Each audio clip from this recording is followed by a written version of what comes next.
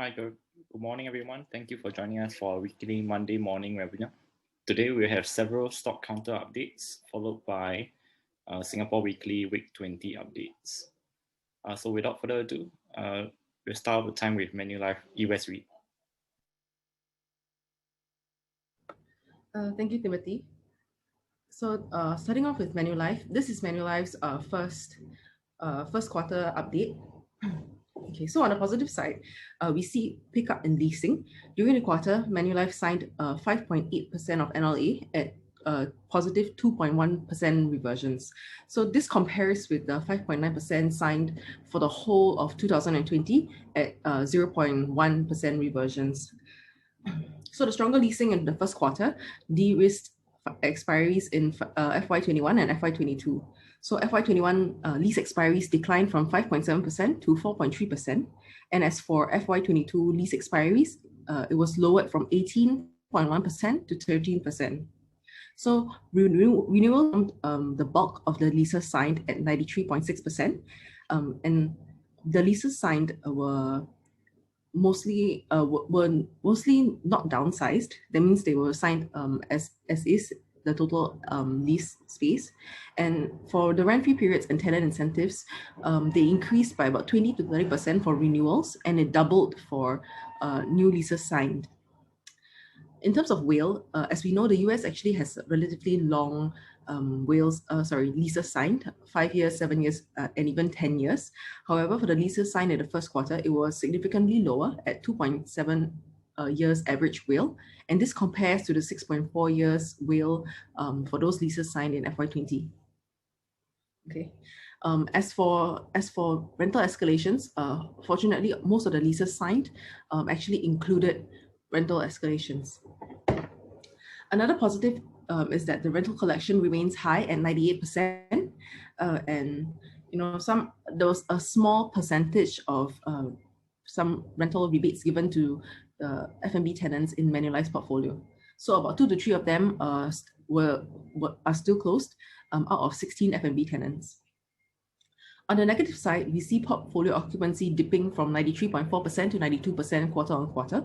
And this compares to where the occupancy levels were last year, which was 96.5%.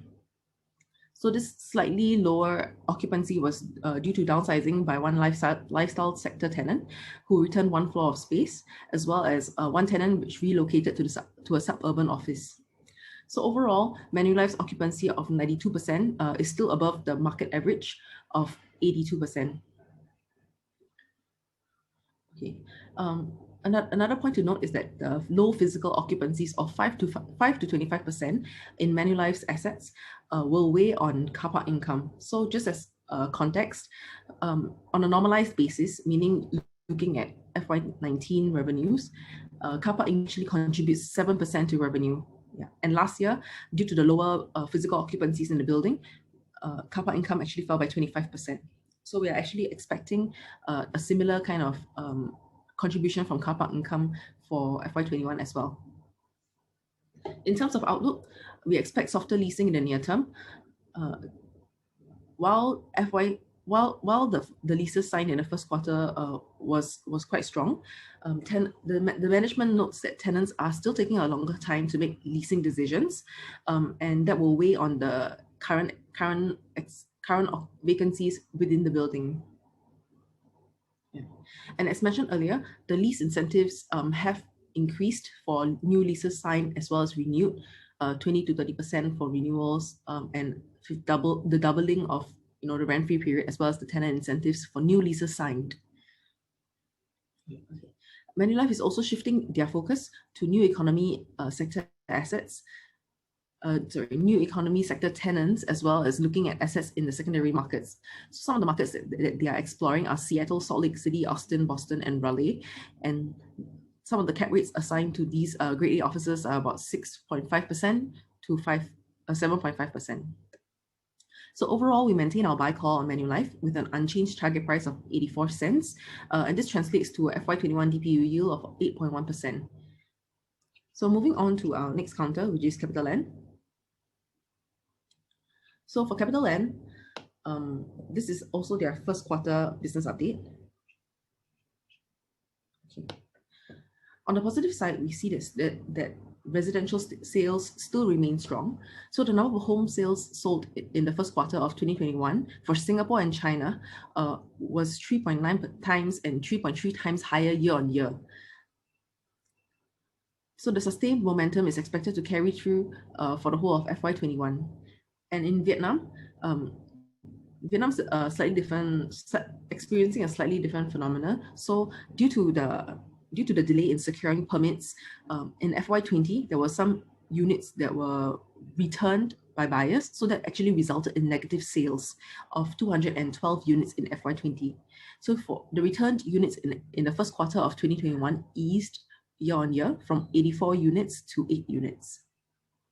The delay in permit issuance is expected to ease after the election of the Vietnamese Communist Party Central Committee, which was elected on the 1st of February 2021.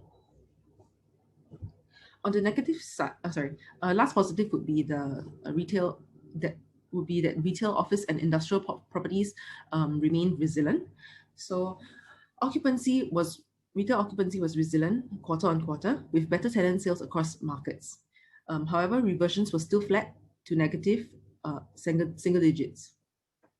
There was a strong uptick in Japan and South Korea office occupancy.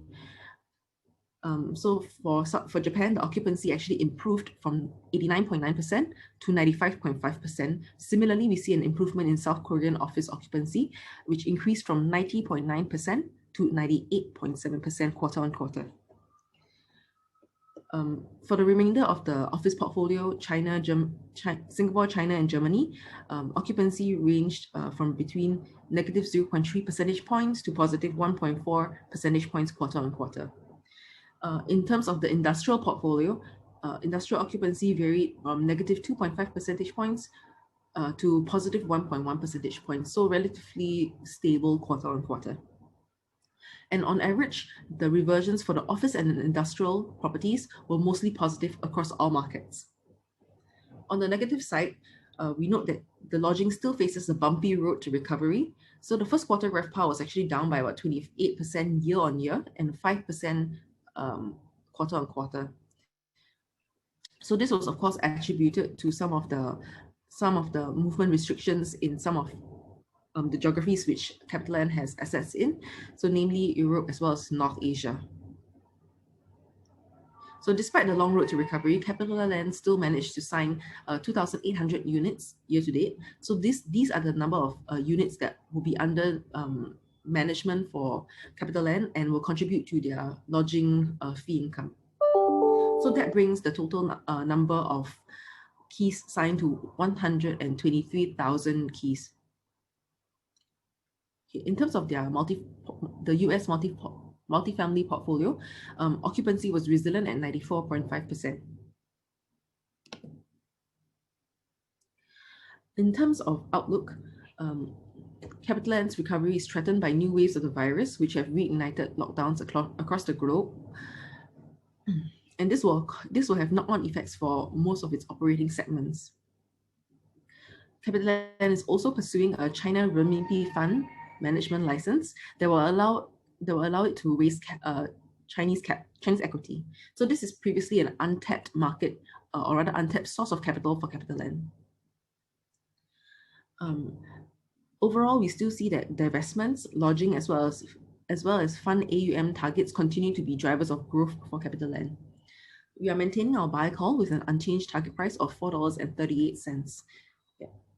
So that's all for me. I will now pass the time on to Jie-Hui for IREIT. Thanks, Ned. Okay, next we have IREIT's first quarter update. So starting with the positives, operational results are stable. Portfolio occupancy remained high at about 96%, and there hasn't been any request for rental rebates or deferrals. IREIT recently acquired a sizable portfolio in France that will increase portfolio scale and diversification. It's a commercial sale and leaseback of 27 retail properties from Decathlon. So some key characteristics include triple net leases, a long WALE of 10 years, and also a strong tenant background. This tenant is the world's largest sporting goods retailer. Decathlon does omni-channel retail where 80% of its turnover is contributed by its own in-house brands, and was also original, as in the properties are also originally built by them to suit their operations. Therefore, we actually do expect tenant stickiness from this new resilient tenant who invested substantially into curating a space that works for them. Post-acquisition, IREIT's AUM is expected to grow by 15.8%. Will also lengthen to 4.5 years from 3.5 years previously. Most importantly, the acquisition reduces tenant concentration of key tenants like GMG and DRB, which historically contributes more close to 70% of the portfolio by gross rental income. If you compare apples to apples by assuming that the Spanish and French portfolio was acquired at the start of FY20 and operated through FY20, the acquisition would have been accretive. So overall, actually, the acquisition sounded good. However, on a non-adjusted basis, portfolio DPU would have fallen by 2%. This is due to the acquisition and rights issue for the Spanish portfolio, which was only completed in October 2020. Assuming that the acquisition will be funded 60% via equity at a rights issue of 59.6 cents per share, and the remaining via debt, portfolio NAV is expected to fall by 6%, and FY21 DPU is lowered by 7%. In terms of outlook, leasing activity is still quite mixed bag. IREIT saw signs of market consolidation within the portfolio.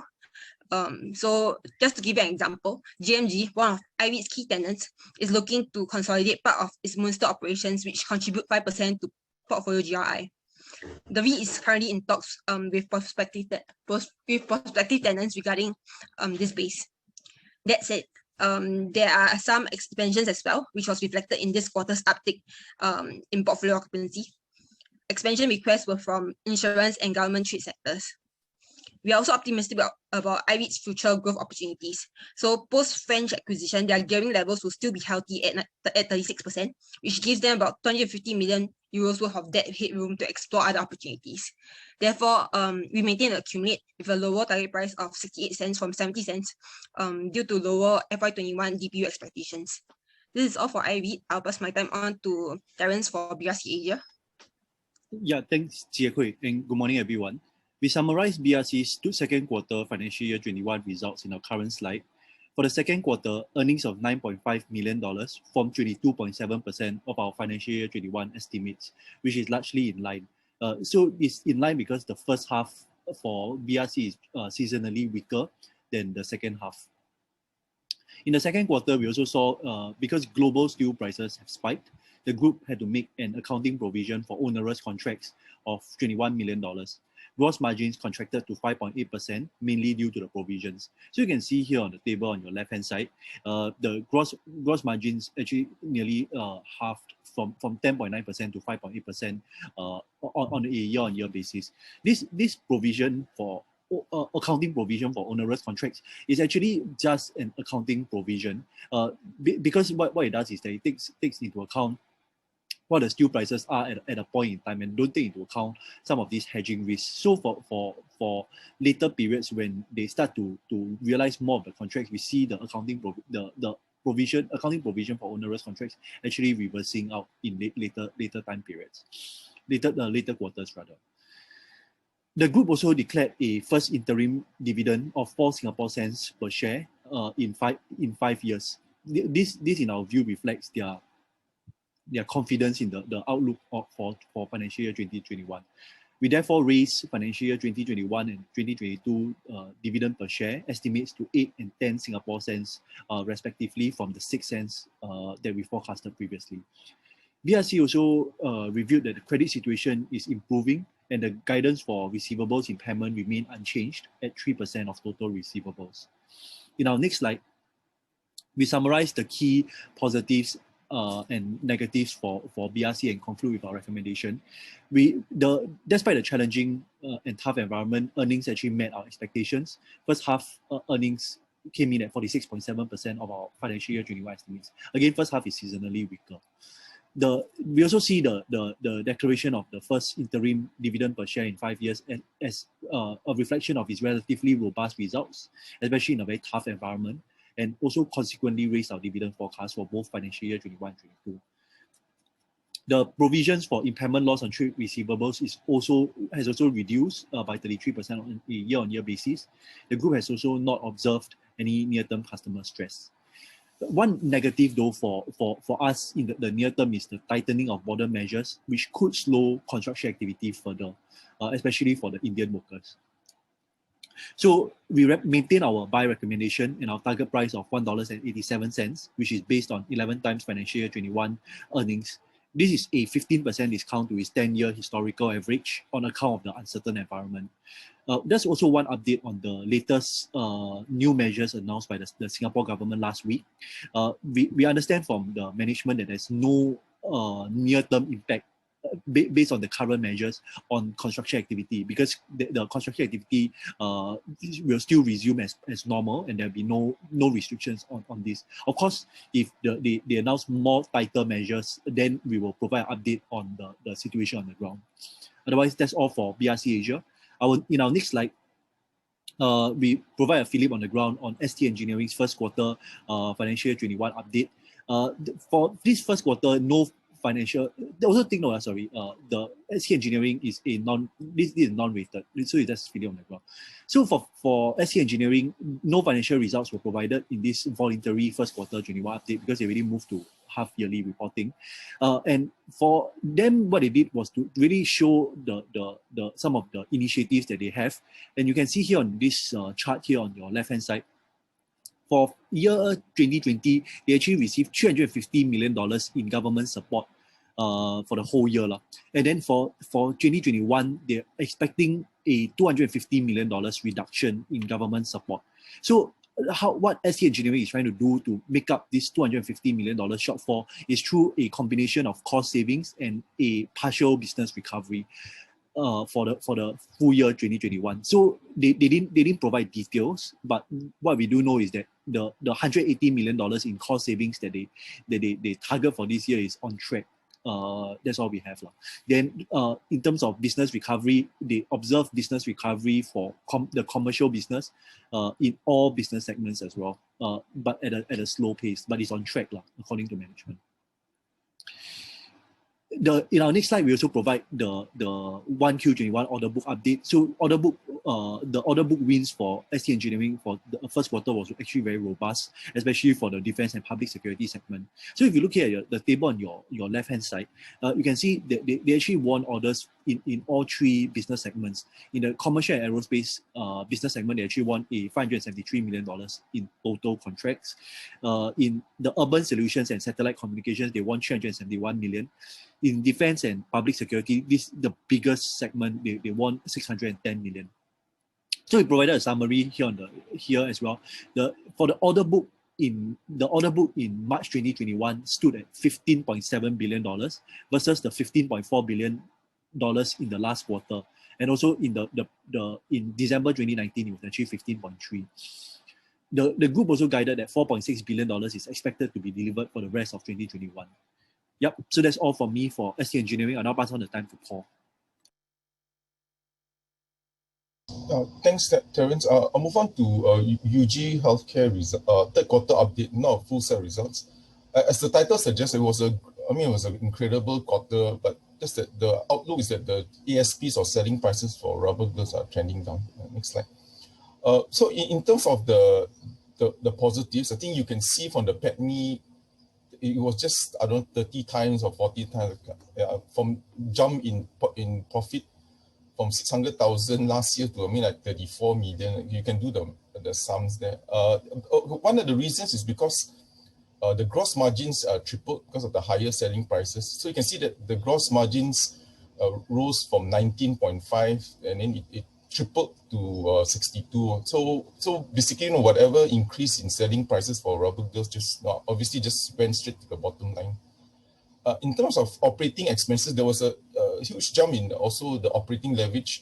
Of course, they don't give details of operating expenses, but when we take the PBT margin, you can see that when the operating expenses did not rise as the same level as the revenue. So obviously there was leverage there.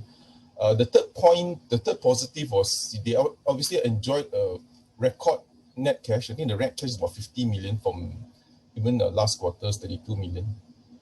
There was a negative. The negative is the same as what we mentioned last quarter. There is some container shortages underway.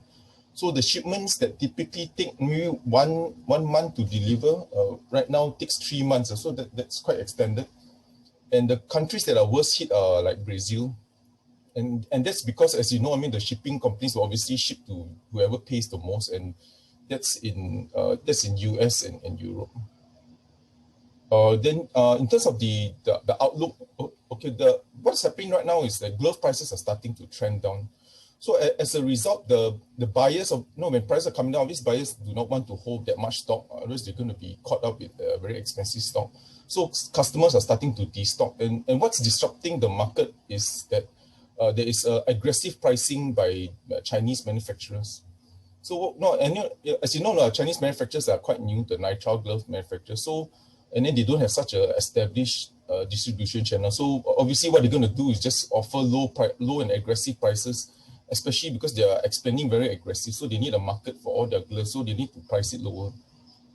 So as a result, now some of the manufacturers also, they need to kind of maintain their relationship with the distributors. So they also have to kind of take a notch down to their pricing. It doesn't mean they're going to match Chinese, but at least they need to kind of bring it down, because otherwise the Chinese will be the alternative. In terms of our recommendation, we still maintain buy.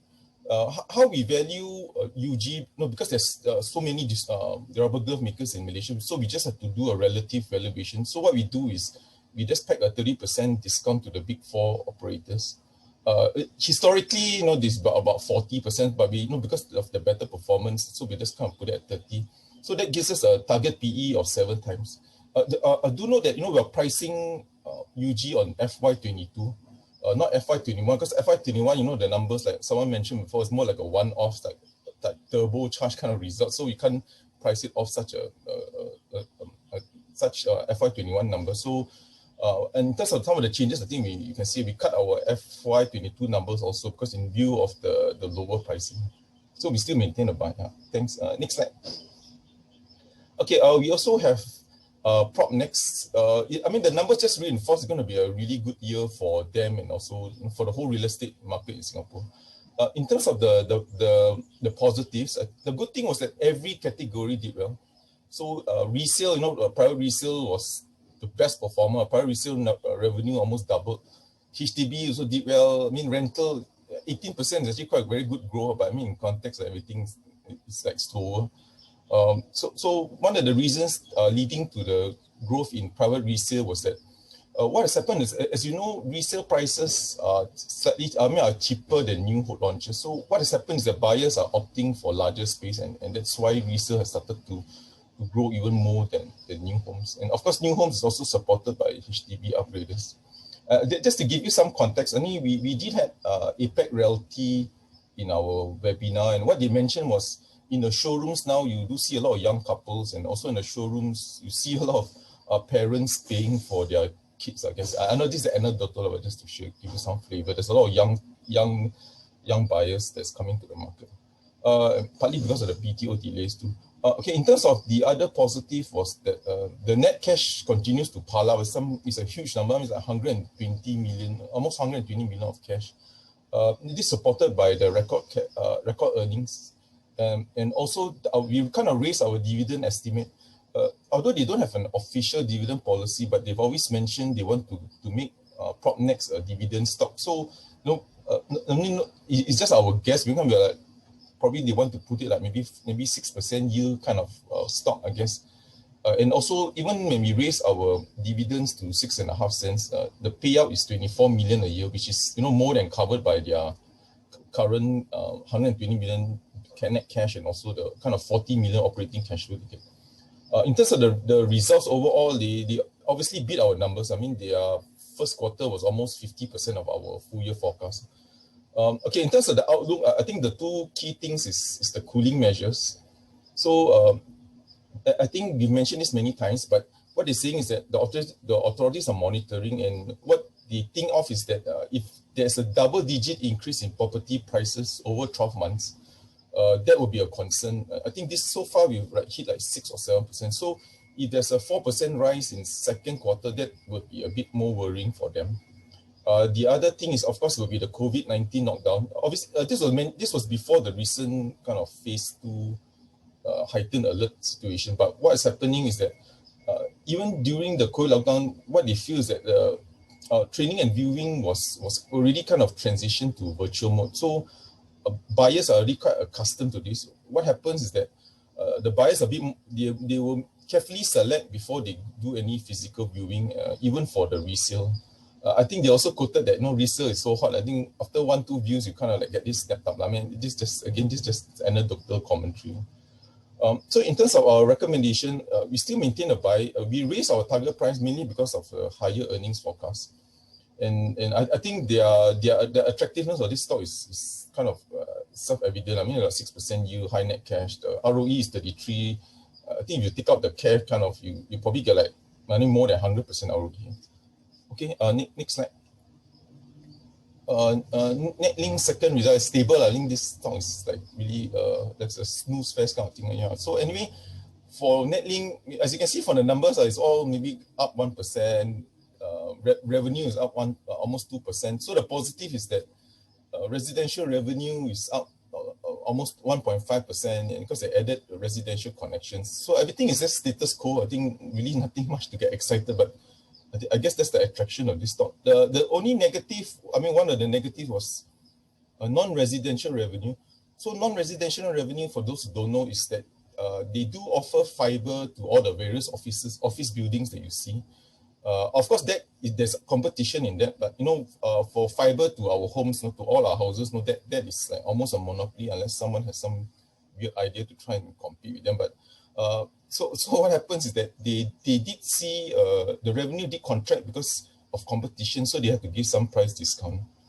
And you can see from the DPU, it's just incrementally 1% up. So nothing exciting, but I guess that's the merit of it. The revenue and EBITDA was within our forecast.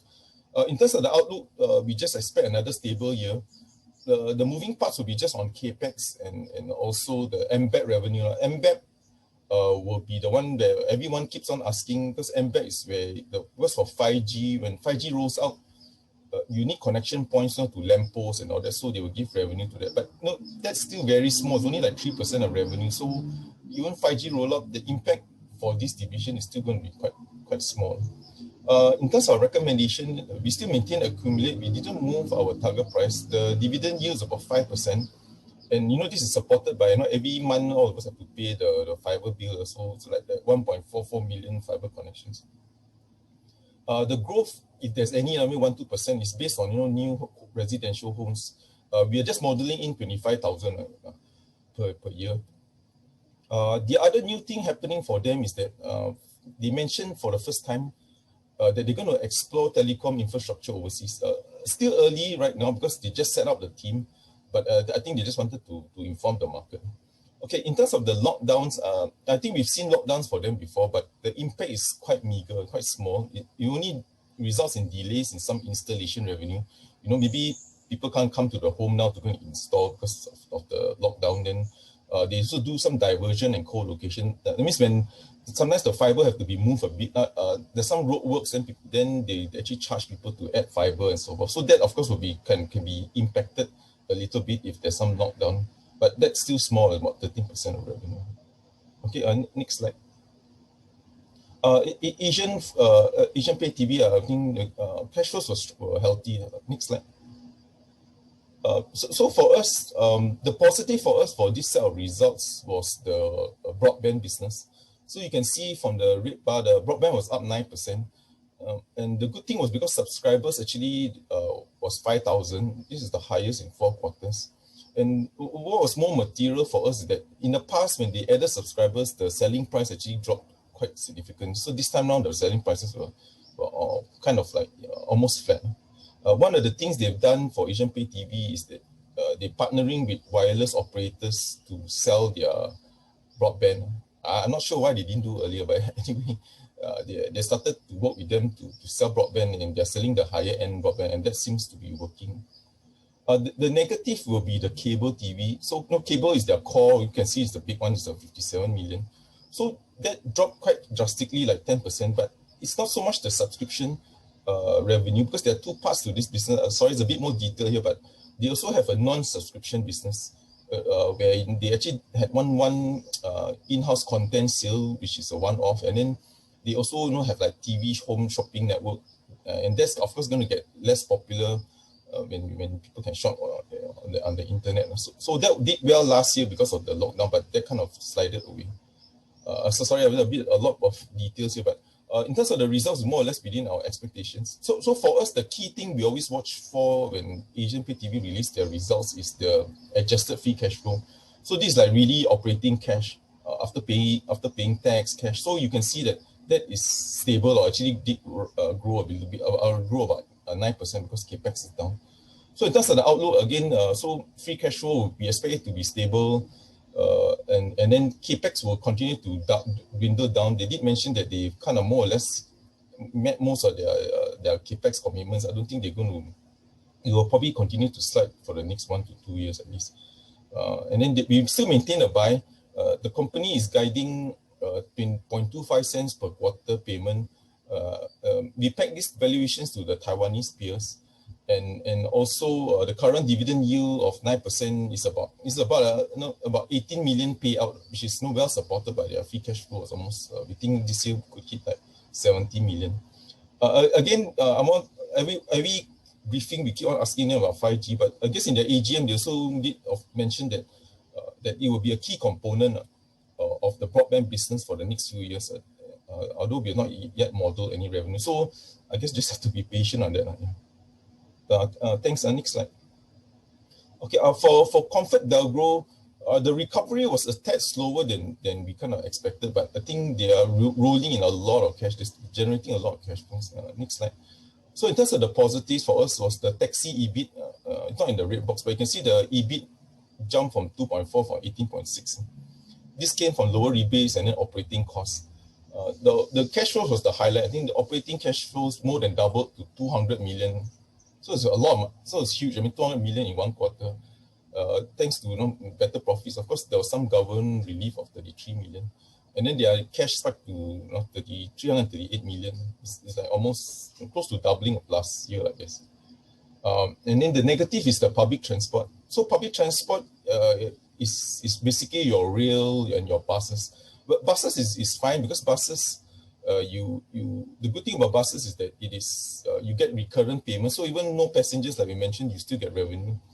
But for rail, what has happened is that you take passenger risks, so you collect ticket revenue. So right now, ridership is about 65 to 75% of pre-COVID, and that hurts you a lot because your cost is all fixed. So in terms of the results was kind of in line with our expectations. But this year is going to be very hard to forecast Comfort because there's so much government relief here and there, and of course they don't give us the guidance, and government relief can change. So that's why we're just going to keep our numbers since it's generally more or less in line with our expectations. In terms of the outlook, the recovery is, I think we all know, is clouded by the resumption of the lockdown and social distancing. The obvious impact would be lower mobility, means it will hurt rail ridership. And also it will kind of raise the risk that they need to increase taxi rental rebates to the taxi drivers, to the taxi drivers that they have. And currently it's about $10 a day, but I think the high chance if this continues, they have to kind of raise it.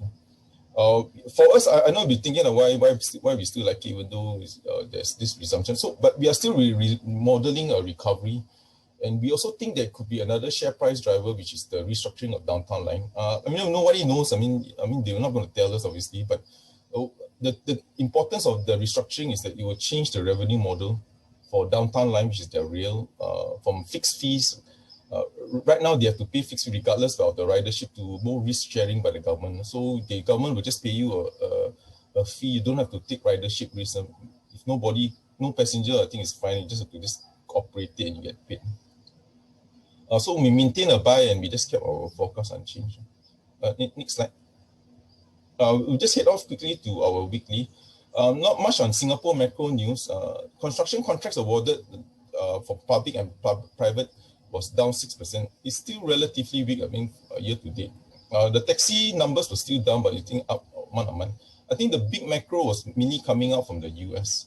I think the April inflation numbers surged to some huge, like 4%, and more important was the core CPI. This is the highest in 1995. It's like, more than 20-year high, so it's quite worrying in that sense. And interestingly, what raised inflation in the US is actually a lot of it due to car. So higher used car prices, I think double or something. Then car rentals also rose, and then airfares.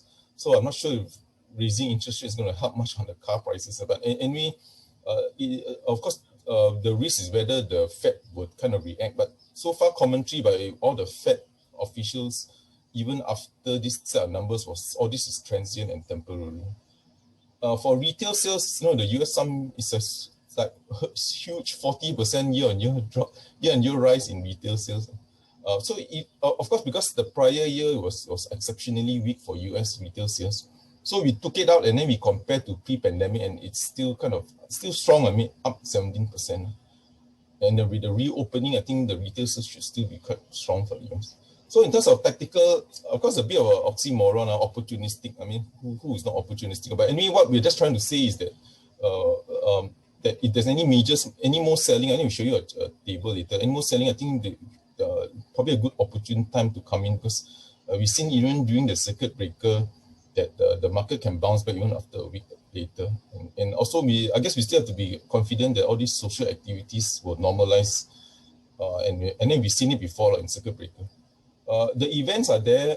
SIA will be coming out with their results on 19 May, and the rest you can see. We will have two webinars, but look out for more. We're going to have hopefully SPH, 3 Trunk, and so forth. We're just trying to iron out, because since everyone is stuck at home now, I guess we can do more webinars. Next slide. As usual, we just go through the COVID numbers. And you can see on the blue line, actually the world numbers are actually coming down, supported by US and Europe. So actually it's still rising, but it kind of peaked. So globally, the pandemic numbers are actually kind of improving. Interestingly, Greece is actually opening up for international tourists, and the UK has a green list of countries where that will allow international visitors. So the problem now is Asia that's having like Thailand, I think just announced like 9,000 cases. Next slide. So you can see the numbers in Asia just very quickly. In Japan, you can see it's hitting, the red line is hitting on the left, is hitting a record high. India is tapering down, and Malaysia is also going to hit a new high, I guess. The good ones are in Europe. Everything is sliding very sharply. UK, Italy in orange, France. So Europe is turning around fast. Yeah. Next slide. I think this one we all know is in Singapore, but I guess the only stats for me at least will be circuit breaker time. We had like 54 average daily cases, and right now we have about 19. I think we all know what's happening. It's like phase 2 HA. I don't know who came out with this, but it's heightened alert stage. Okay. Next slide. Okay, this is just out of interest. Again, this doesn't mean it's predictive. And of course, it may mean also that partly because of the US market, but how to read this is that during circuit breaker, when it was announced, on the day itself, the market dropped 2.6%. But the market was already sliding before that. I think probably everyone got wind of the high cases. Then 1 week later, it can bounce back. But after that, it went sideways for the next 1 month. I think like when they announced phase 1, phase 2, market didn't react, or probably couldn't be bothered, I guess. But anyway, but when it comes to the recent phase 2 HA, I think we saw like on Friday, there was a 2% drop. So the market is already kind of, in a way, taking to account, already kind of accounted for this. Again, the problem obviously is how much of it is due to the US market, how much is really this news, but I think there's some similarities almost to the circuit breaker kind of performance. So there is a chance the market can kind of bounce back in 1 week's time, or maybe 2 weeks, I'm not sure. Yeah. So anyway, this is just for illustration. Doesn't mean it's going to repeat, obviously, but just for interest. I mean, if anyone wanted to know what happened during the circuit breaker. Yeah. I think that's it for me. I think next slide. Yeah. Okay. Thanks everyone for listening. And I think we can take questions if there's any. Thank you, everybody. Turn on the camera if you're answering questions.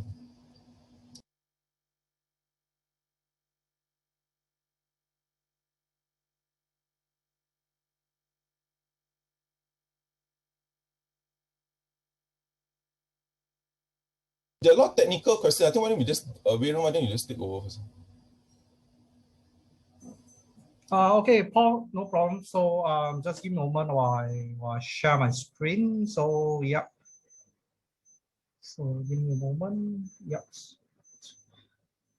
Okay, so first of all, I think I read through all the Q&A questions, so I've already like plot out most of the give me a moment. like most of the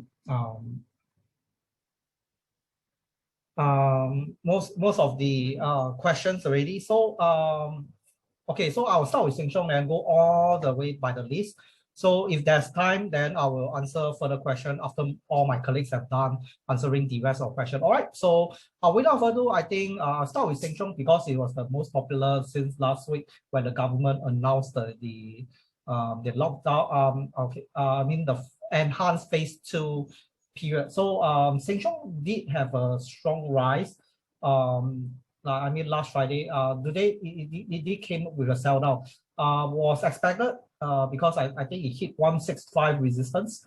However, I think that target wise, right, if $1.70 is able to pass, which I think it will, then we are looking at $1.80 to $1.86 of target that we're looking for. Why is it so? First of all, I think you can know that the head and shoulder it went down. And then after that, this falling wedge that we see is much more like a reaction to the impulse upside to of this. All right. So and anyway, you can see that Sheng Siong has been going on very strong upside. All right. But however, I think in the long run, I think we'll just see 1.8380 to 1.86 of upside. All right. Whether do we see further upside 190? We have see over the long run, I think it's not really that possible. So immediate target 180 to 186, and then provided that 170 is being broken. All right. So next one, I'll be moving on to ISDN.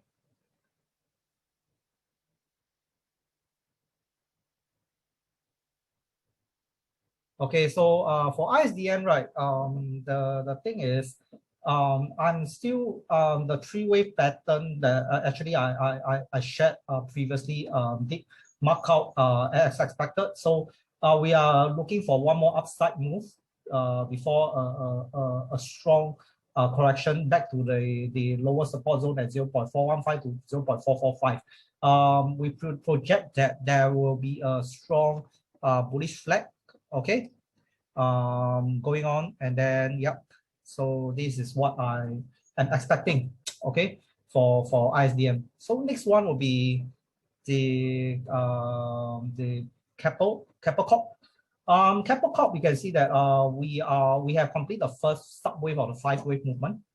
Okay, and then we are looking at A, B, C, and then D, and then the E wave. So this probably be is a 5-wave kind of like a symmetrical triangle that is going to be playing out. When are we going to see an upside to $6 above $6? I think that first thing we're going to look at is whether $5 will be supported or not. All right, of between $5 and $4.80, this zone. Okay, if it's well supported, then we can see that this will be the final leg up to the E wave. All right, another thing you can really look at that is the $5.48 to $5.56, whether the resistance zone is going to break. So if this upside is going to break this, then therefore we're going to see a strong upside to the $6.10 to $6.12 region immediate target. All right, okay. So yeah, so next one will be Venture. Venture, okay, so Venture is a bit disappointing. So it didn't hold well at the support at $19.29. In fact, I think the last week webinar, I shared that there's a pennant going on and downside. Okay, so long term wise, I think Venture is going to look at $17.22 to $17.44 for a buy. All right, buy, and then there will be a rebound thereafter. All right, so Venture wise, I think it has already broken the multi-level support, and then price has already been falling. So yep, we are looking for further enhance to the downside, and plus the Ichimoku is showing a strong bearish downtrend. All right, even after there's a twist of Kumo over here. Okay. So micromechanics. So micromechanics has already dipped into the this rebound zone, this large rebound zone. But however, I think that for safety, or for better risk to reward, I think it's best to wait out at 2.72 to $2.80. Reason why is because I think there's a huge wave of selling after this top triple top, and it's more of impulse, and then this is like a corrective. So hence, I think that any upside will be much capped, and then will bring price lower once $3 is being broken. And I think in the midterm, $3 is likely to be broken, and we have to contest the resistance at $3.40 as well. Okay, the top over here. And then you can look at that. It's roughly like a true three-wave corrective move. 1, 2, and then we are looking at before a rebound. Okay, so that's all. Yeah, sorry. AEM, I think the news that I think Paul can share about the fundamentals later on. I think for AEM, right, three-wave down. If you look at the Fibonacci extension, we could be looking at $3.20 minimum target for rebound. Otherwise, I think we'll be looking at this level. Okay, like a rebound. Okay, so it's like 291 to 2304 for rebound. Thereafter. Okay. All right. So next one, I'll go into Comfort Delgro. So Comfort Delgro didn't reach my price at $1.86 by 2 cents. So price have a fall, hit my first stop. Hit my stop out. Price actually this is like resistance and support zone, but now it's support term resistance already.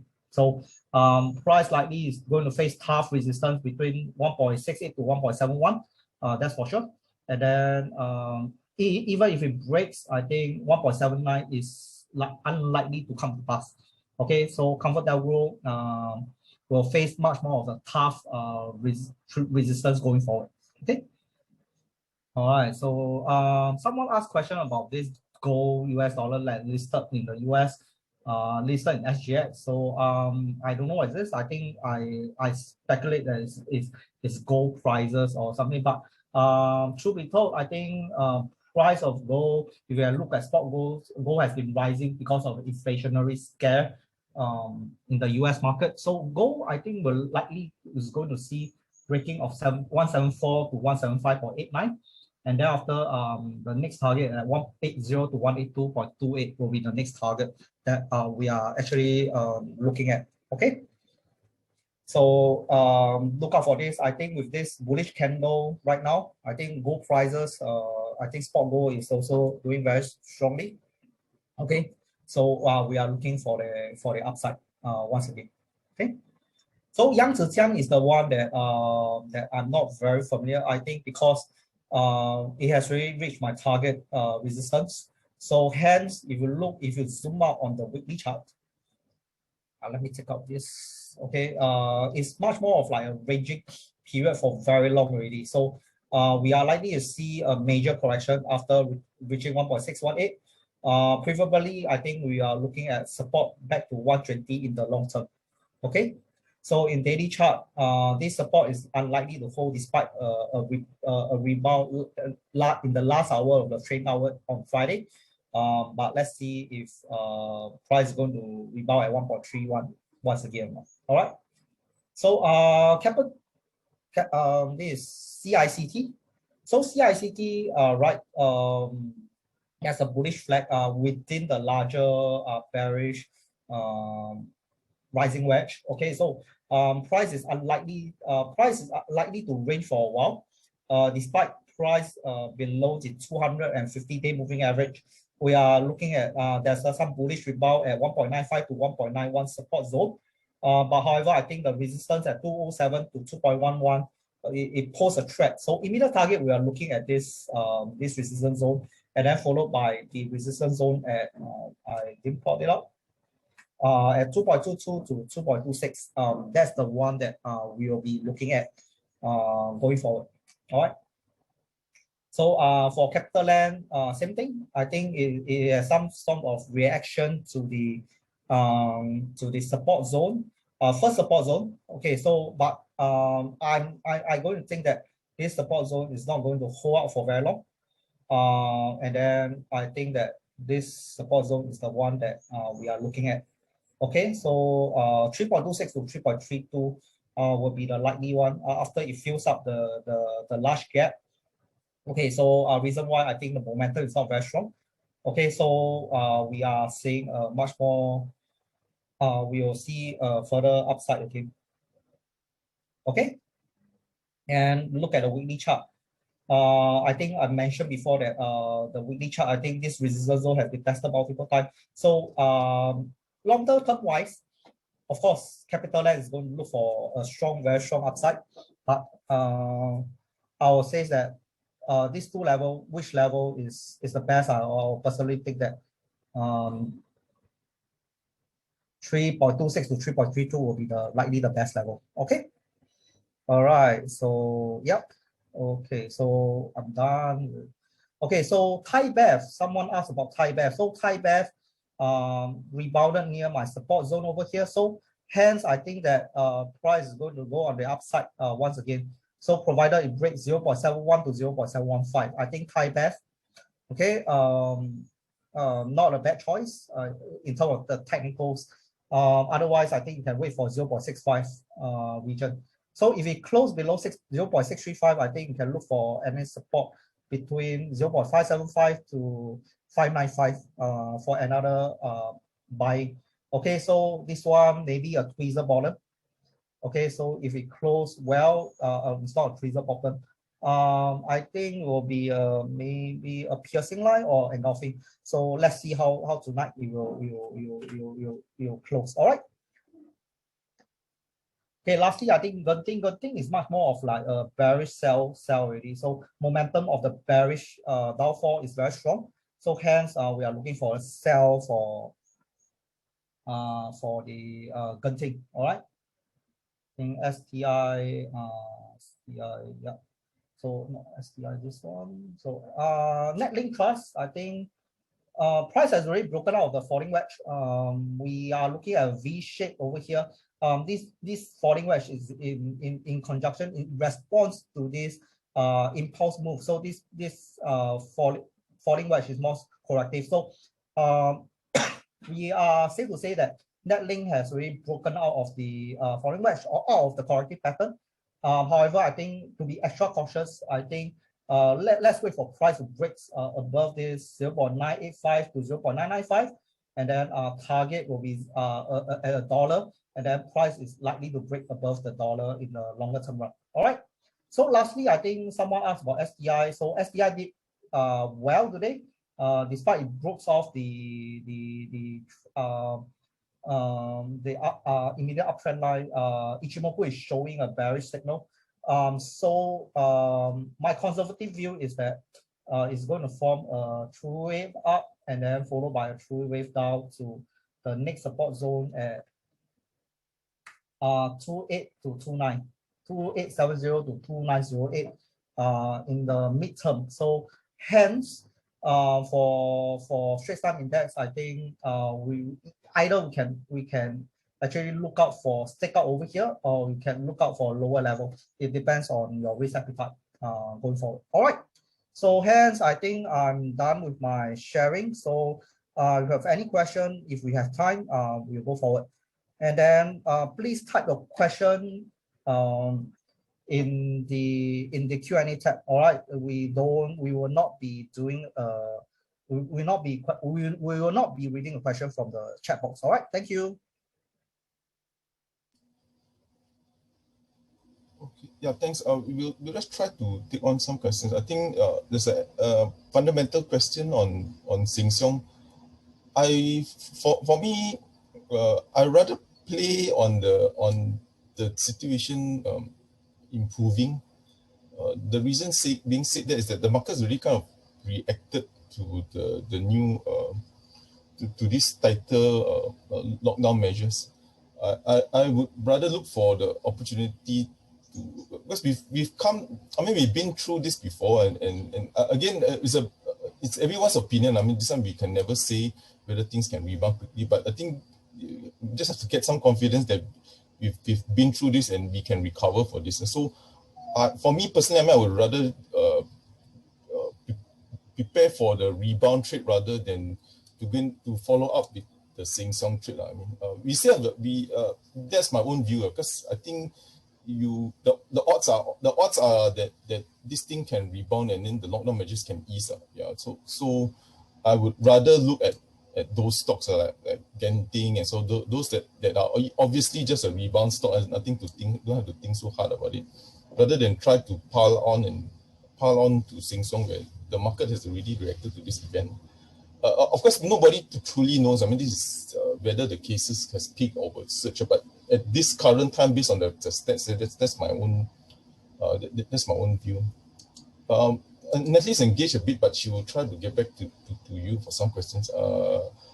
Okay, another question I'll just try to answer before I pass it on to Terence. For which sector or shares to buy in view of the worsening COVID? For me, it would be, again, tactically, just, again, it depends how much more selling there is on stocks like Genting and those are the obvious rebound ones. That would be my view. And for Q&M just does stand out. I think Q&M stand out because if there's then of course dental, there's been some cancellations, but dentist is actually not a prohibit. That people can still go to dentist, number one. And number two, we all know that Q&M is undertaking the, oh sorry, I forgot to turn on my camera. Oops. And we all know that Q&M is actually doing all these PCR tests, and the government is ramping up the PCR test. I think the latest is 70,000, from 40,000 to 70,000 a day. And this is not like, you know, a Sing Song where people go in and do a pantry loading or just stock up. This could be multi-months or could be even a year of heavy testing by the authorities. As you can see, they're even going to antigen tests. So for this current situation worsening, for me, it will be more Q&M rather than a Sing Song, my own view, because this thing can linger.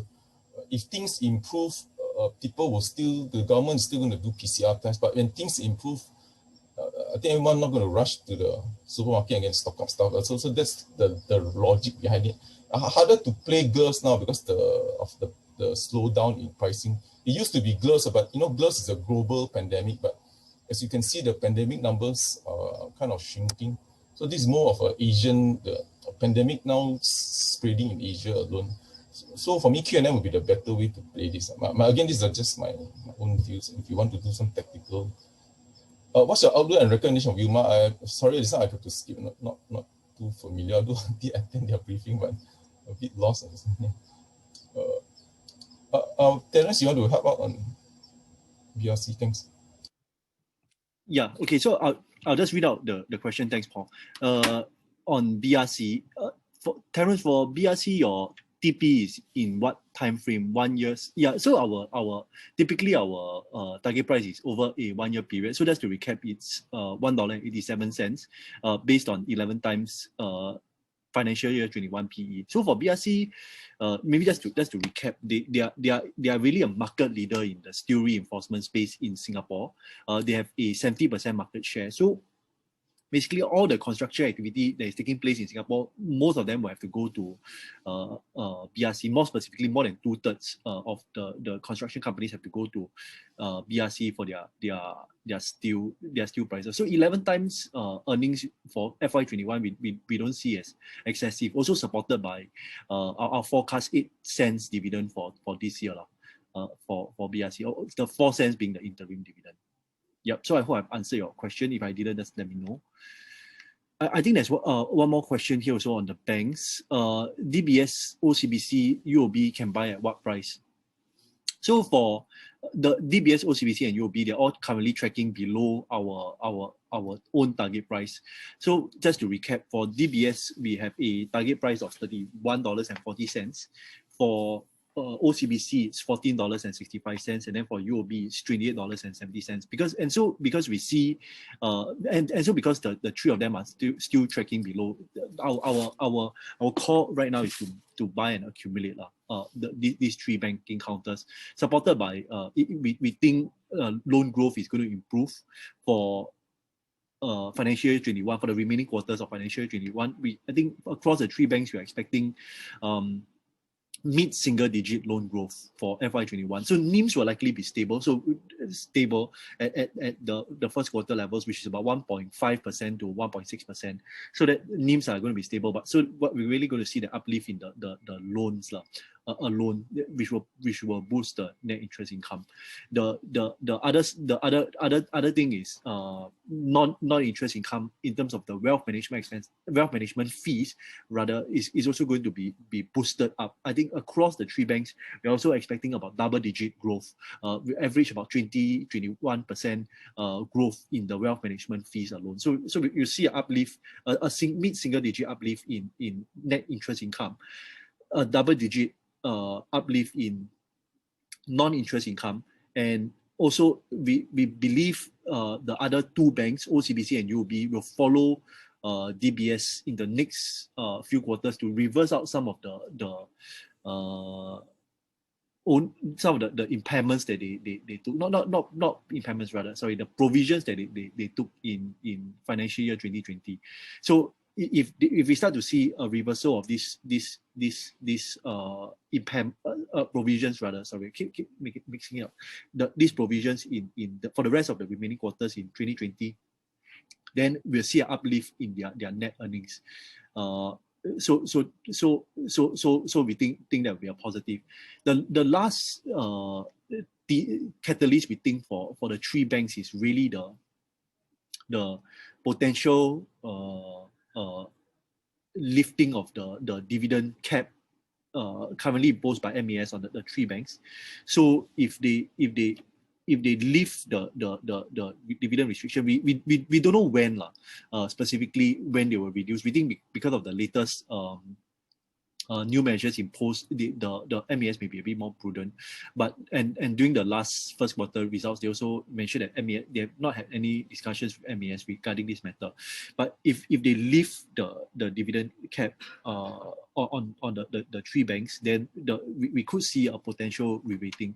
We are internally, we are also estimating a potential special dividend, but as to the quantum is difficult to estimate at this point in time.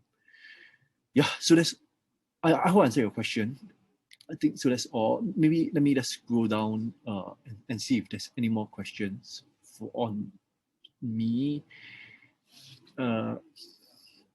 Also, there's one more. Terrace FA for OCBC in previous session. Oh, okay. Sorry, the question is here. The risk-free rate is average over last 12 months. The equity risk premium of which the STI market return is average over last 10 years. Ditto for risk-free rate. And beta is historical over last 5 years by Bloomberg.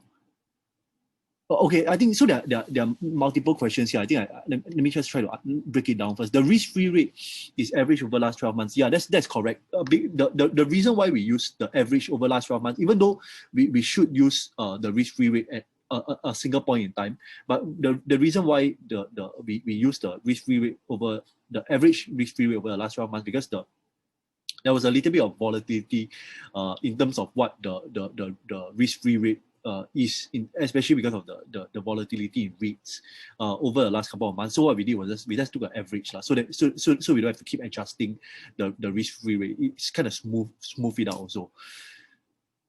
Yeah, the equity risk premium is average over the last 10 years. That's yeah, that's correct. So the market return we took over the last 10 years, and then we minus the risk-free rate.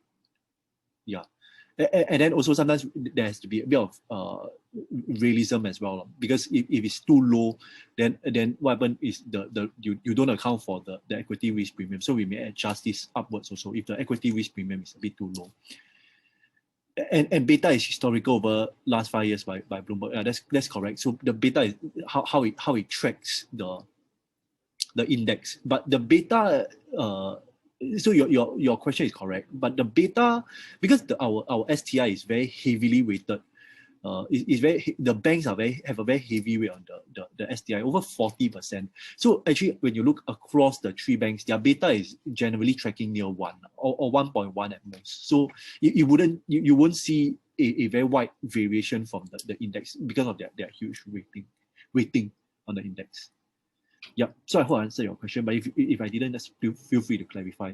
I'll just continue and see if there's any more for me. Yeah, so there's one here as well. Are banks still worth buying?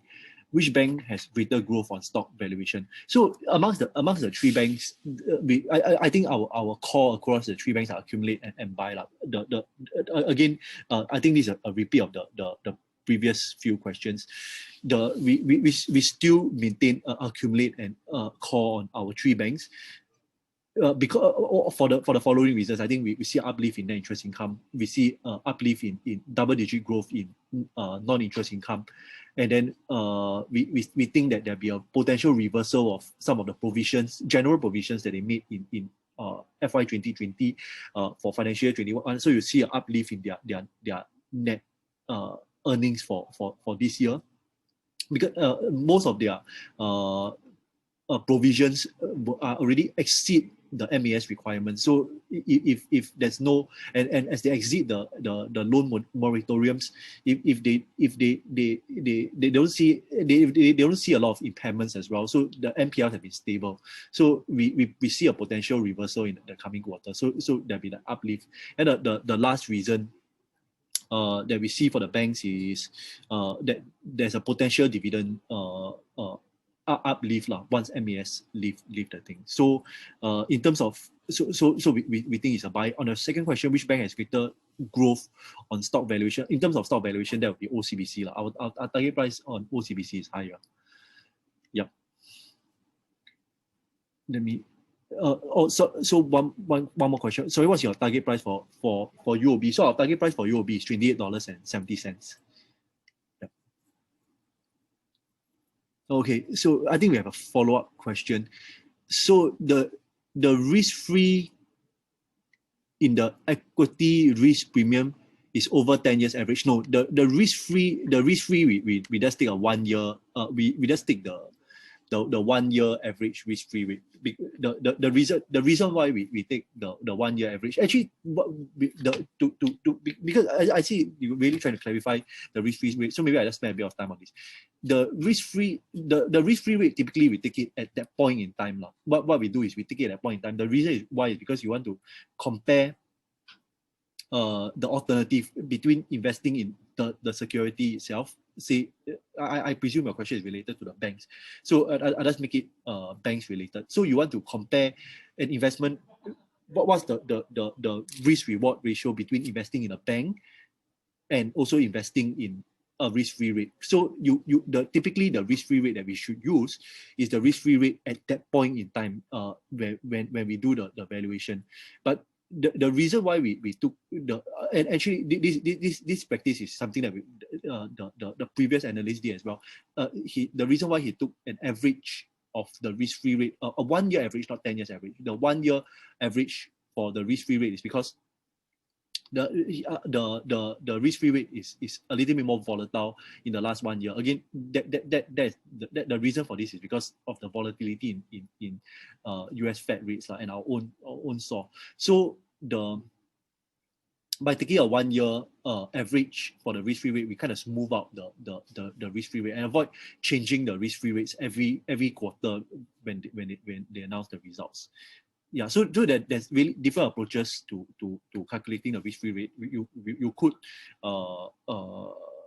take the risk-free rate at that point in time, but you also what we thought was a more sensible approach was to just take the 1 year average. Yeah. Yeah, but just a reminder. I mean, just for a reminder to the audience, I think don't get too caught up in so principled in valuation. Valuation is just a range. I mean, like why 5 year average, not 5-6 years average? Then you get caught up in the vicious spiraling, and you miss out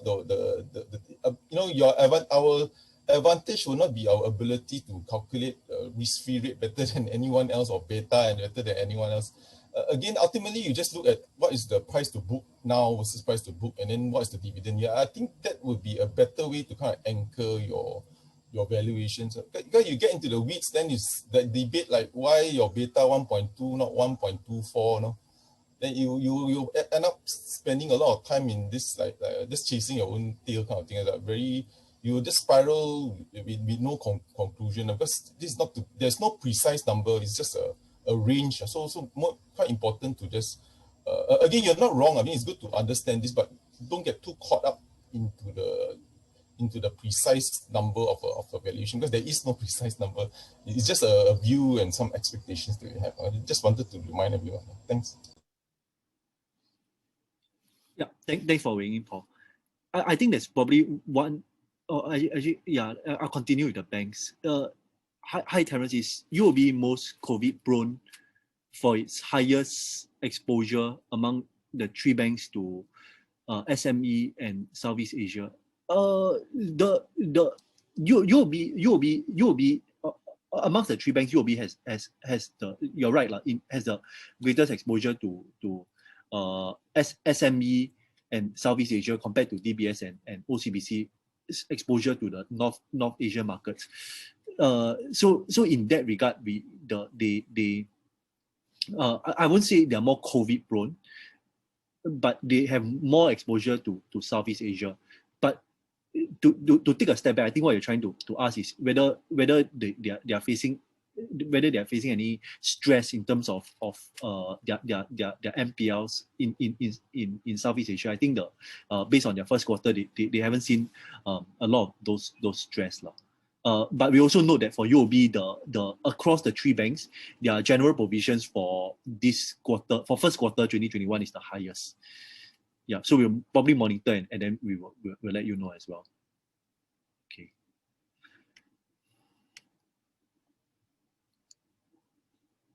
Which explains for UOB's lag behind DBS and OCBC on Friday and today. I guess you can say so, because their general provisions for the first quarter is the highest. They've set aside the most provisions for first quarter, even though they say it's stable, but we also note that compared to the DBS and OCBC, because DBS actually did a reversal of the provisions in the first quarter. OCBC's credit cost for this first quarter 2021 only 1 basis point. So you can see that 1 basis point really is just to provide, to do some minor provision. It's very small. So if things continue as it is, then we could see a reversal. In fact, more likely for OCBC right now. Yeah. That's right. Impact on FP. I think you mean non-performing loans, right? Yeah. So the for impact on non-performing loans, yeah, correct. I'm assuming it's non-performing loans. Yeah, thanks. Okay, Ken. I think that's. If you have any follow-up questions, just let me know in the chat group. Otherwise, I hand over to the rest of my colleagues. Okay. Thank you, Terence. I'll take some questions. First question, in view of the rising unlinked community cases, can you provide an estimated pullback based on the retail, office and industrial, as well as hospitality REITs will experience if there's a potential circuit breaker too? Okay, so just taking a step back, right? Once after the whole circuit breaker, or rather the full-blown COVID impact was known to the world, we saw prices fall at their worst by sector. We have, of course, hospitality, which fell by about 55%. And then in the middle, we have retail, commercial, and diversified, which fell between 38% to about 43%. And then the lesser impacted ones were healthcare as well as industrial, which fell by about 30%. Yeah, okay. So once we hit about June 2020 last year, we saw that the prices more or less stabilized, and they have been trending around the same level. So once again, of course, we nothing much has changed in terms of how they have trended. We have our hospitality, which is down by about 30% so far currently, and we'll just take it by sector. So after June, we saw that prices have been trending around about 40% below pre-COVID levels for hospitality. And as we know, hospitality still faces, it has not yet recovered to pre-COVID levels. And as we know, depending on the REIT's exposure to or diversification in terms of geography, the level has sort of been, I mean, for example, we see that the more diversified REITs like your Escort, which has exposure to Europe as well as US, Vietnam, and the situation in these countries are all they vary, and of course there have been snap lockdowns. They have been reintroduced over the last few months. So in terms of hospitality, we don't really expect a much larger decline. In the first place, we are already looking at a relatively long recovery timeline. So previously, I think a lot of the tourism boards were actually forecasting a 2023-24 kind of recovery. So in terms of how much they would decline, I would say that across the REITs, we wouldn't look at more than a 10% decline from where we are currently. So in terms of, if you look at your retail, commercial, industrial, they are still all about 20% down from pre-COVID levels. And what we think is that, even with we know that the office REITs have been relatively resilient, meaning to say that, most of the office using tenants have been current with their rents. Of course, the office sector does face some structural decline, which is, due to hybrid working arrangements or even completely moving to a remote working kind of working arrangement. But overall, we see that the office rents have been, or the office tenants have been current with their rental obligations. So we don't really expect much rebates to be given in that respect, except to perhaps some of the ancillary retail F&B tenants within their portfolio. Yeah, in terms of retail sales over the last few, if you look at the retail REITs, for example, your Maple Tree Commercial Trust, they have been the one who has been giving the highest rental rebates to speak. I think FY20 they gave about for about 4 months worth of rental rebates for their tenants. I think just last Sunday, they actually mentioned that they will continue to support their tenants. So of course, we expect that the rebates that will be given will be more targeted in the sense that, it will not be very broad stroke. It will be more for tenants who require help. For example, those that are in the entertainment industry, which are still facing challenges. And of course, now with capacity restrictions tightening, then that will of course reduce their capacity intakes. Like for example, your cinema operators. Yeah, in general, a lot of the retail tenants have also tried to move their presence online, and we see that the retail sales, we use it as a gauge of how the retail sector as a whole has been recovering. It has been, holding steady around the plus minus 5% range over the last few months. So we think that overall, also, we shouldn't expect too great a decline. And not to mention that in Singapore, while the international borders are still closed, there has been a slight uptick in your luxury kind of purchases, your watches, your luxury items. Yeah. So in general, we also don't think that it should fall more than 10%. Yeah, and for your industrial subsector, we know that the industrial was one of the first to recover back to pre-COVID levels, and they have been, in terms of portfolio wise and tenant wise, they have been relatively stable. Any fluctuation, also do not think that it will fall more than 10%. Yeah, so that more or less answers this question. Okay, sorry. Now the next question would be for Manulife US REIT, and how can the increase in rent-free periods be considered a positive? So just to be clear, the positive for Manulife is the uptick in leasing, which as of the first quarter 2021, they actually signed about 5.8% of NLA. So that is the positive side. But to give a complete picture, the reversions were positive at 2.1%. However, as mentioned, to give a complete picture, we do note that the rent-free period has increased, as well as the tenant incentives that they also have increased, and not to mention the WALE is on a shorter term. So the last 3 points mentioned were of course negatives, and yeah. In terms of WALE, a lower WALE, I guess it's a good news, bad news situation. They did manage to sign leases for the existing space. However, I mean, we all like long WALEs, but if we have a long WALE locked in at a lower price for a longer period of time, I think that's not so positive. We of course want there to be a potential to re-rate back to market rents as they improve. So of course that's a good news, bad news situation depending on how you look at it.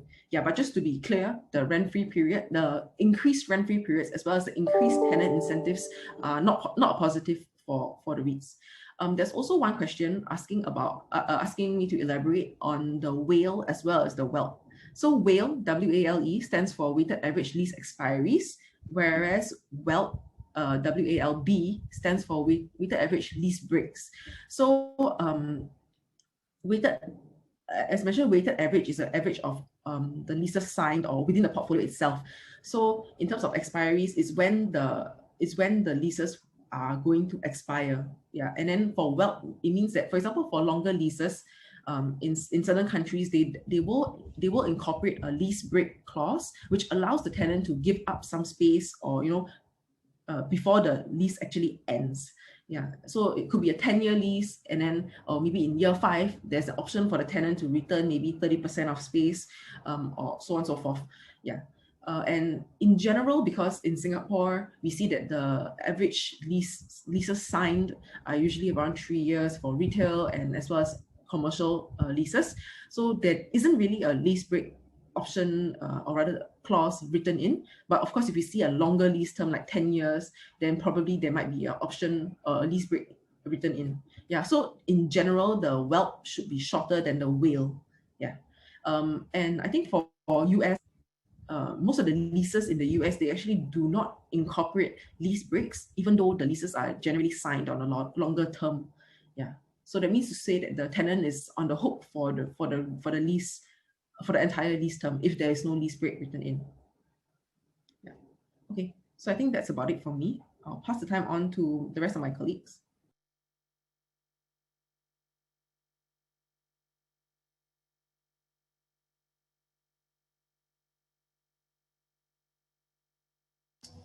Yeah, okay. I'm not that Veera, you want to go on? Because I'm not sure this one is technical or you continue, please. Thanks. Okay, sorry, Paul. Thanks. So I think I saw a lot of remaining questions on the bank's technical as well. So perhaps I will just go on to share about the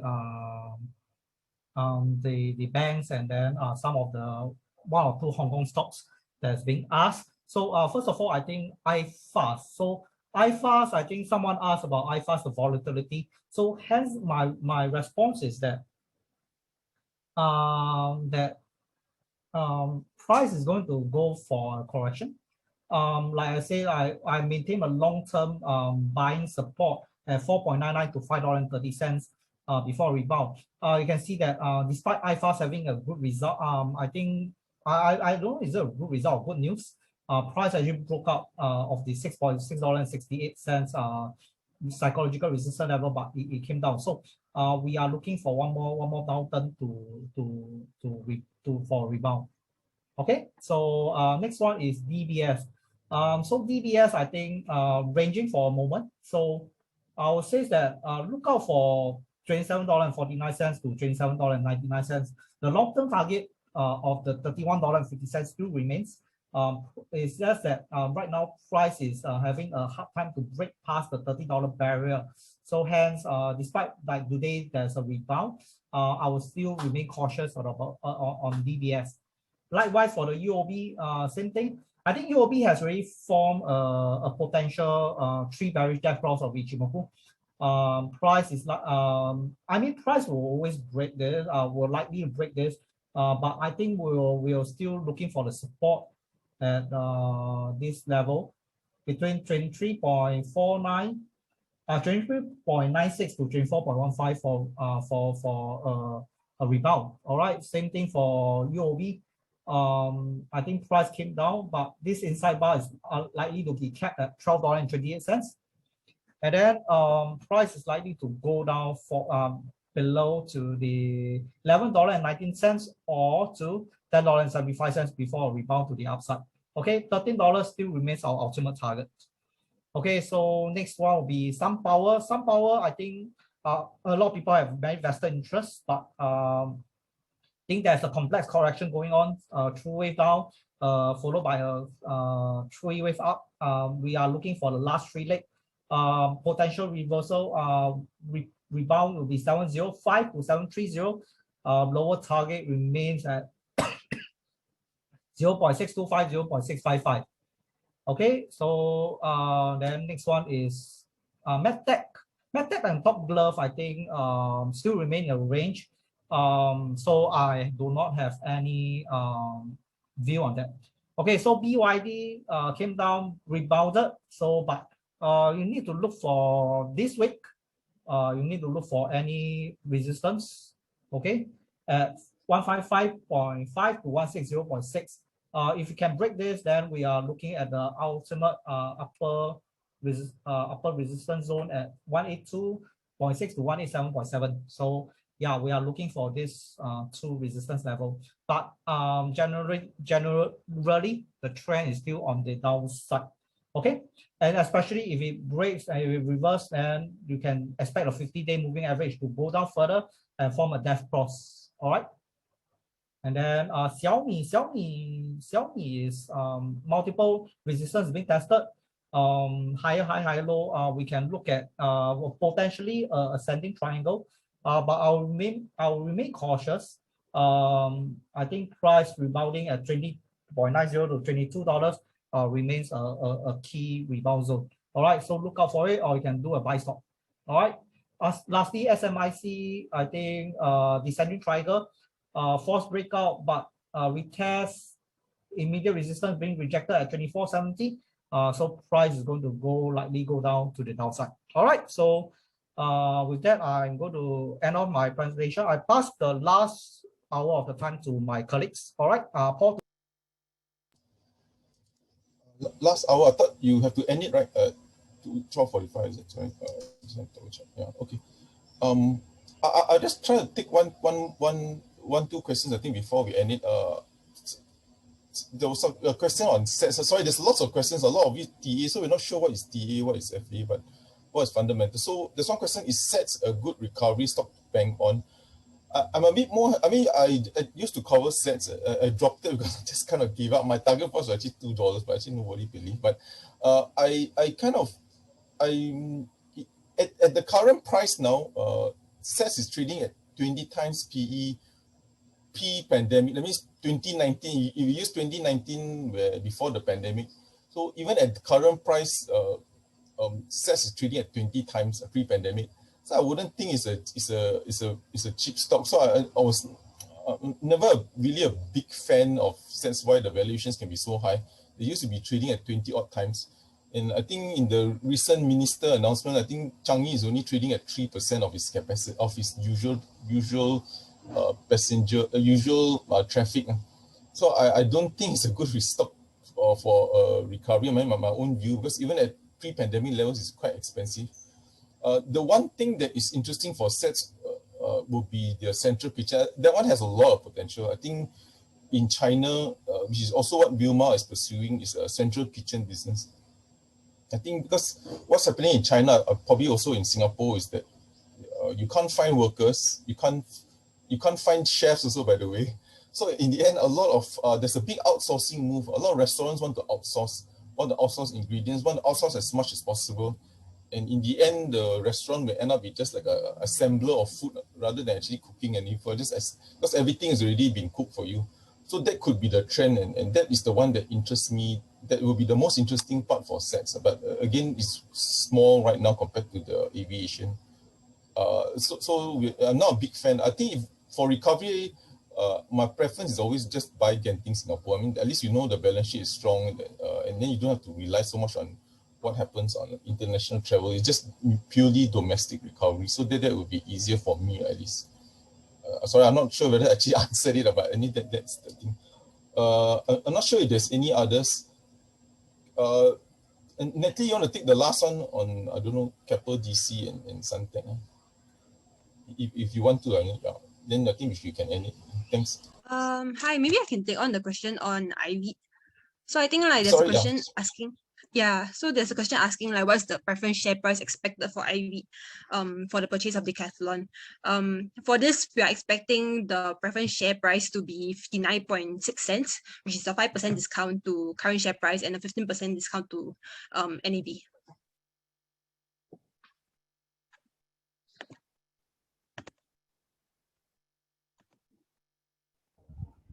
Okay, I'll take the question on Capital DC, whether there's still any upside. So just a recap, Capital DC has been trying to acquire overseas for the larger part of 2020. But however, they haven't made many significant, or rather a significant investment. They did buy one small asset in Amsterdam in 2020. So I guess the higher amount of capital, or larger amount of capital chasing data centers has actually resulted in a compression of cap rates, or in other words, higher buying price or selling price for data centers. So that of course reduces the accretiveness of acquisitions. For Capital DC. So that's one of the sort of headwinds that Capital DC faces. Additionally, I think Singapore also announced that they will not be removing the moratorium on the data center supply. So that just means that it's going to be almost impossible to build new data centers. So good news, bad news once again means that the limited supply will eventually push data center rents up in the future coming one to 2 years time. So that will benefit KDC in the sense that, because a lot of their leases in Singapore, which have a shorter WALE, will be expiring in the next 1 to 2 years time as well. So it just coincides very nicely with the increase in rents. Yeah. Another potential area in which Capital DC can grow, of course, it will be to do more AEI. So progressively in Singapore, all of their assets which Singapore contributes 75% of the revenue, and most of the assets in Singapore have already undergone some AEIs, asset enhancement initiatives, to improve the efficiency of the building, as well as bring on more power, or convert some non-DC space into DC space, and hence charging higher rents. So one of the assets that potentially might benefit from additional AEIs would be the asset that is currently being leased to MediaCorp. So 2 out of 7 of the floors are actually DC. That means there's still potential to convert another 5 floors from shell and core to a fully fitted state, which will benefit KDC in the sense of charging higher rents, as well as management fees. Malaysia also looks to be opening up in terms of the DC space, and I think there are quite a few large tech players that actually managed to secure space, or DC space, in Malaysia. And I think Capital DC will also explore the potential of building some, or rather acquiring some DCs in Malaysia. They currently only have one asset, which only contributes 2% of revenues. Yeah. So overall, we have a buy call on Capital DC, and yeah. There's one more question about Suntec REIT being one of the most short sold stocks in March, and it was announced last week that it was going to be removed from the MSCI Singapore index.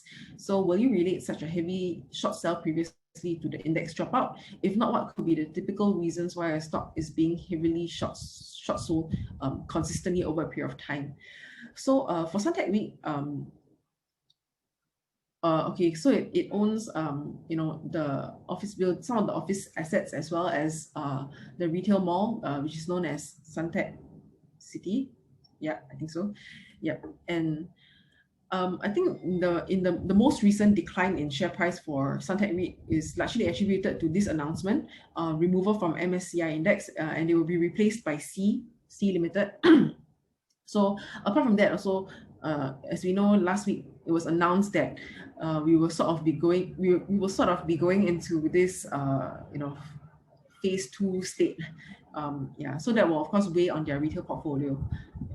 And the convention center, which actually only contributes about 3% of revenues, if I'm not wrong. So that one obviously is a loss making, and it will not be able to contribute to revenues as much as for as long as the group sizes are still reduced to like 50 to 100 packs. So in general, I think largely Suntec REIT is facing pressures from the exposure to the office portfolio as well as the retail portfolio, and most recently the removal from MSCI and potential this phase 2 kind of situation we are facing. Okay, so I think that's all for me. I'll now pass on the time to Paul to wrap things up. Okay, I think we have to close it, but do watch out for our webinars. We'll probably post it in our morning note or our Poland's website. We have quite a number, and we'll try to get some of the like Yoma and everything. We should just had their briefing. Okay, thanks everyone. Take care, and thanks so much for joining us, and hope to see you again next week. And there is a recording. There was a question. There's a recording on YouTube, and also if you have any questions, just post it on our website, Stocks BNB. Thanks everyone, and take care. Thanks for listening. Thank you. Bye.